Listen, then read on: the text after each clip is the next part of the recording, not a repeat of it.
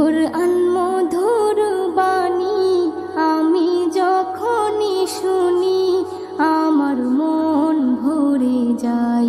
শোনো মুমিন মুসলমান, পড়ে দেখো না কুরআন, কত শান্তি পাওয়া যায়। কুরআন মধুর বাণী,